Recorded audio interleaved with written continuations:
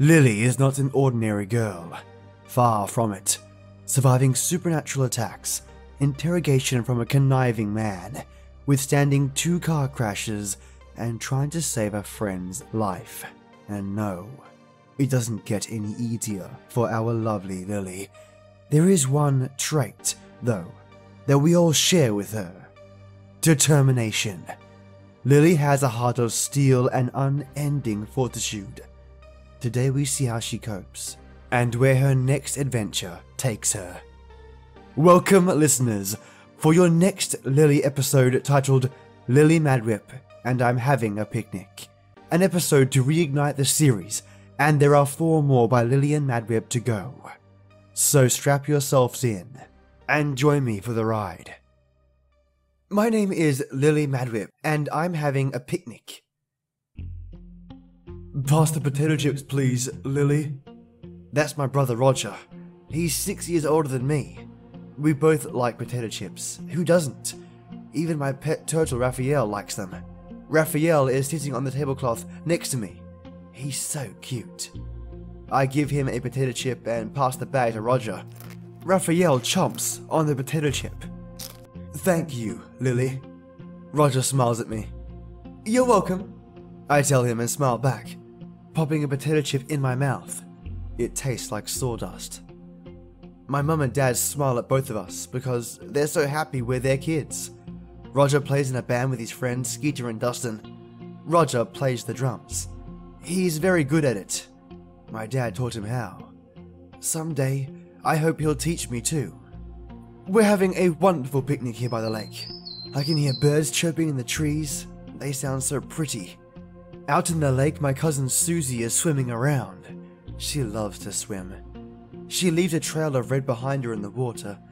Maybe after we eat, Roger and I can play in the lake with Susie. I love you guys, I tell my family. And you, Raphael. I pet my turtle. He turned and looked up at me, and lets water pour out of his mouth. He's so silly. And we love you too, Lily. My mum pets my head. I like it when she pets my head. Back in 3rd grade, this lady used to come to our classroom, and we were always told to get out our pencils when she came by. We'd set out our pencils on our desks, and the lady would come to each of us and use our pencil to comb through our hair. I always loved it when the lady would comb through my hair with my pencil. I told my mum about the nice lady who would visit our classroom and gently comb our hair, and she told me it was the school nurse, and she was checking for lice. Roger nudges me. He's got on his favourite t-shirt with no sleeves, and his hair is brushed all neat and tidy. He grins at me. Look what I found. He hands me my foil Charizard. Hey, that's mine, Susie calls from down in the lake. She waves at us, but she's got no hands. We all laugh and wave back. Dad stands up and brushes himself off. He's wearing a nice black suit and tie. It must be pretty hot for this sunny summer day. Roger, he says, let's play some music for the ladies. Sounds good, Roger says. He hops to his feet. His belly sloshes because everything inside is mashed potatoes. There's a drum set out on the grass under a big willow tree, and Roger sits down and pulls out his drumsticks. He pulls out the snare drum and gives it a tap. My dad pulls out a harmonica and polishes it on his sleeve. Pardon me, may I join you? Mum and I turn to see a dapper-looking man in a white shirt with a painted-on tie. He's got on black pants and a black vest. He looks very happy and bows to us both. My jaw drops. Pascal, is that you? He winks at me. It's time to wake up, Lily. No. Dad and Roger start playing a song, but it doesn't sound like music. Dad blows into the harmonica and it makes a sound like a siren. Roger struck the drums and it sounds like crashing and things breaking. It's not a very good song, but it sounds typical for what Roger used to play when Skeeter and Dustin were over. Out in the lake, Susie is screaming and headbanging to the bad music. Her head kind of bends further back than normal, so she really whips her hair around. I imagine if she had hands, she'd be doing devil horns or something. That's where you put your index and pinky fingers up and hold your middle and ring fingers down with your thumb. Roger used to love to do devil horns while rocking out. "Oh dear," Mum says, and stands up, walking over to the barbecue grill. "Something's burning." "Get them out of there!" I yell to Mum. She turns and looks at me, and her face is all waxy looking and melting. I can still see her mouth and her teeth, but her eyes and her nose are sliding right off her face. "It's too late, Lily," she says. "Everything's burned." Pascal puts his hand on my shoulder. "I warned you," he said sadly. "But I'm not dead," I tell him. The sky is getting dark with the smoke from the grill. Out in the lake, Susie sinks below the surface of the water and leaves nothing but a big red spot where she was. Dad and Roger stop playing the bad song. Dad watches as Mum melts by the barbecue grill and then looks at me and shakes his head as he starts to melt too. "This is all your fault." I open my eyes. I am lying on the floor of Meredith's bedroom. Everything's smoky, but I can see some off-white stickers on the ceiling that look like stars and planets and comets. I bet they glow in the dark. I wish the lights were out so I could see them glow. It's really hot in here. I glance around and realize the room is on fire. That's not good. How long was I out for? The picnic didn't seem... Well, okay, the picnic seemed to last about an hour. The wallpaper has flames coming out of it, and even the bed is burning. Nobody's going to be sleeping on that now. There's a crash from somewhere close by, and then the sound of someone struggling. "Meredith?" I say. Oh my god, I can speak. "Lily." I hear her, but she sounds tired. It has definitely been a long day for both of us. I can't even remember what I had for breakfast. No, wait. I had frosted flakes, that's right. "Lily, I burned her. I burned her right up. I didn't mean to do it." She must be referring to Officer Flowers, the lady in black. The policewoman who carries a totem of Duma, the angel of death and silence. She has been popping up all over the place lately. First the mall, then school. Now she showed up at Meredith's house, in the middle of Meredith and Felix making their grand escape. Wait, where is Felix? "Where is Felix?" I ask. It hurts to talk. I start coughing. "So smoky in here. We need to get out before we burn up." "I don't feel anything." Of course she doesn't. Meredith's fires don't hurt her. Somebody just needs to teach her how to put them out. There's going to be an assembly on fire safety if I recall.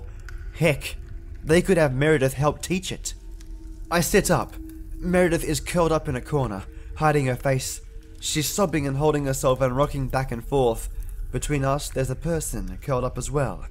Only they're kind of on fire and not moving. Oh, Jesus! I can't tell who they are because they're all black, and like I said, on fire. But it must be poor Officer Flowers. She smells like burnt hamburgers. "We gotta get out of here, Meredith." I choke on the smoke. "I'm in a lot of pain, and your house is on fire. Are those glow-in-the-dark stickers on your ceiling? Just leave me." Somebody moves in the doorway to the hall. I turn to look. It's Roger. He's wearing his sleeveless shirt, and his hair is combed like at his funeral. "Just leave her, ass-face," he says. He walks off down the hall. Oh, great. I'm hallucinating. I grab Pascal and Nathaniel off the bed. Scooting past the bad-smelling, burned-up body, I crawl over to Meredith and hold out Nathaniel. "Nathaniel says we all need to leave." She takes her melted Barbie and hugs him to her chest. Outside, I can hear fire engine sirens. I wait, looking at her. "Come on, Meredith. Snap out of it." She looks back at me, tears in both her eyes. I still wonder if she can see me with that milky one. "Now that Felix is gone, I can think more clearly," I whisper. "He gets in your head. He makes you think things." and say things. He makes you tell your secrets. Meredith mutters.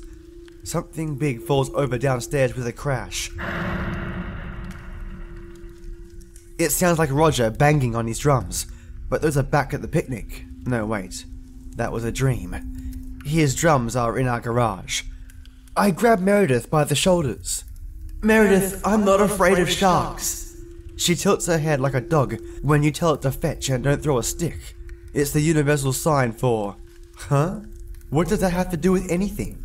Don't you remember? I told you I was afraid of sharks. So what? Felix made me say it. Don't you get it? He told me to tell you what I'm scared of. And I said I was scared of sharks. Even in my head, I was thinking suddenly about how scary sharks are. But sharks are out in the ocean. I'm not scared of them. Or clowns. Well, okay, I'm unnerved by clowns, but I wasn't scared of them until Felix made me confess. So you lied? Oh God, the smell of the person on the floor mixed with the pain in my side is starting to make me sick. Can we discuss this outside, please? I don't want to die. Meredith nods silently. She looks at the dead person smouldering on the floor, then looks away, and follows me as I head to the door. Just as we approach the hall, a big man in a yellow fireman's jacket and yellow fireman pants and yellow helmet walks in.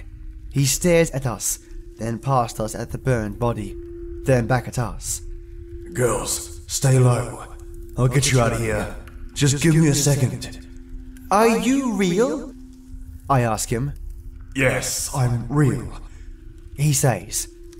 Okay then. He goes down the hall and comes back with a sopping wet blanket, which he makes Meredith and I wrap around us. Less than a minute later, we're breathing fresh air out on the front lawn, being given oxygen through some cool-looking rubber mask, while each wearing a less wet blanket. The fireman managed to put out the fire without too much more of the house getting damaged, but there's still the matter of the dead body inside. Meredith and I get to ride in an ambulance to the hospital, so they can take care of whatever's going on that's hurting so much in my side after the car crash. I wish it was a helicopter, but there's no room for one to land. Meredith? I say to her, while the ambulance bumps along. I don't think you're ugly and you don't scare me. She looks at me doubtfully. You're one of my best friends. One of them? She asks. Like third best? Out of how many? Look, the point is, you don't scare me, and I don't think you're ugly. She blinks away some more tears. I hate having to talk about her appearance because I know how self-conscious she is of her burns. I've got to stop just beating around the bush and get to the point. I think the weasel burned your parents. The EMT sitting in the back with us raises his eyebrow. I shake my head at him because it's too much to explain. I think the weasel can get into people's brains. He almost made me believe the things I was saying about you, but he made one mistake. He told me my big fear, that my parents don't love me. And I know they do. I know they do. My parents love me. My dad just gave me a harmonica and is going to teach me how to play the drums. Lily? Meredith whispers. Yeah? She leans in close so the EMT can't hear her. It didn't make me happy when my parents died. I know I said I liked it, but I didn't. That wasn't me. I wish they were still alive. Even though they locked you in the basement? They never did. She covers her mouth to stifle a sob. I don't know why I said that. They didn't do that to me. They loved me. Maybe those are the weasel's secrets, I suggest. Maybe when he's around us, he can make other people believe his secrets are theirs. That would mean he did it, right? Do you think Felix killed my parents? Yeah, I do. You know what else that means? What? The weasel is scared of clowns.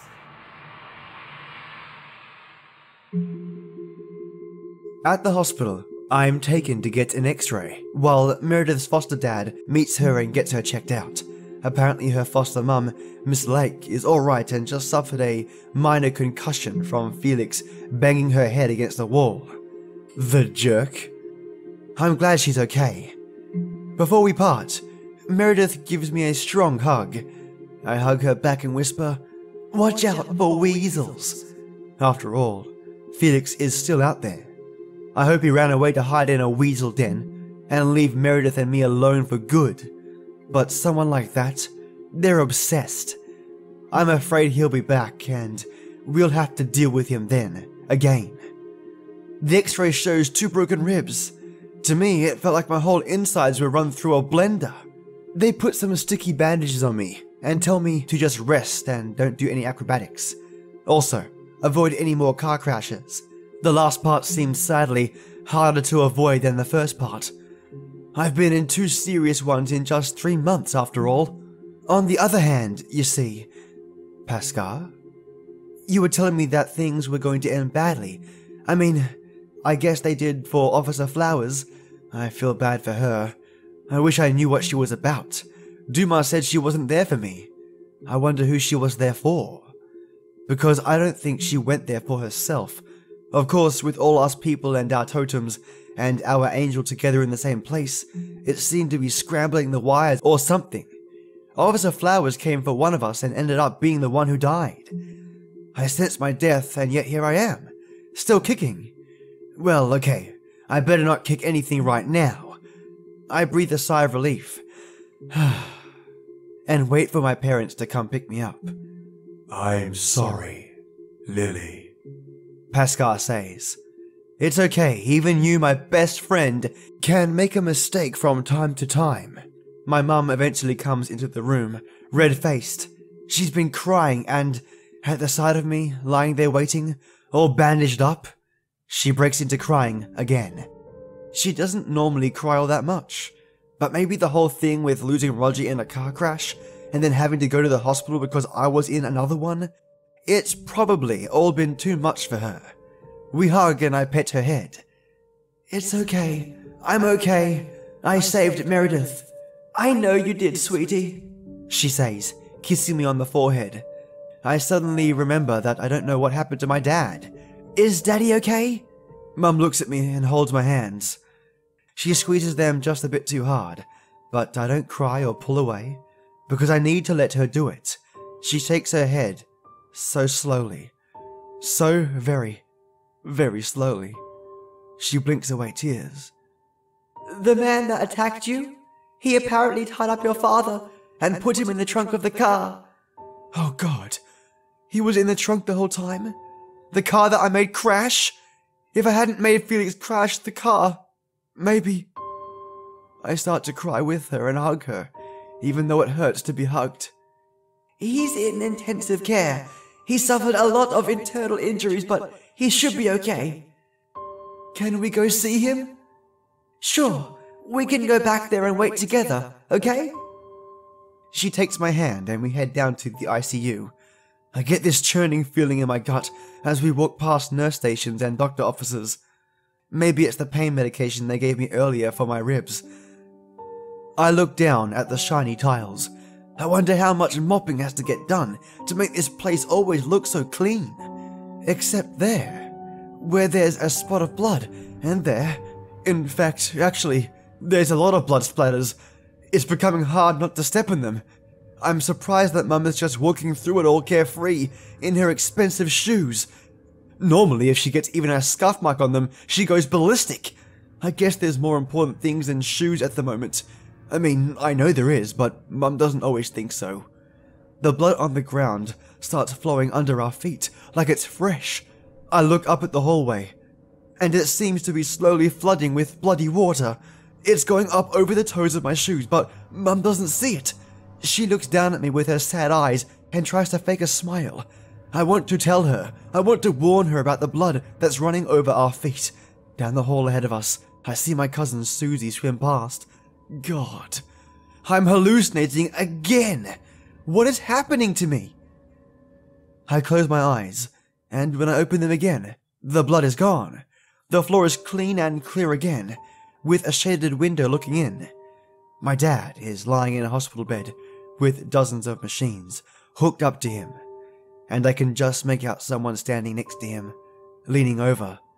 probably checking one of the many tubes or wires connected to him. My dad's face reminds me of Felix's.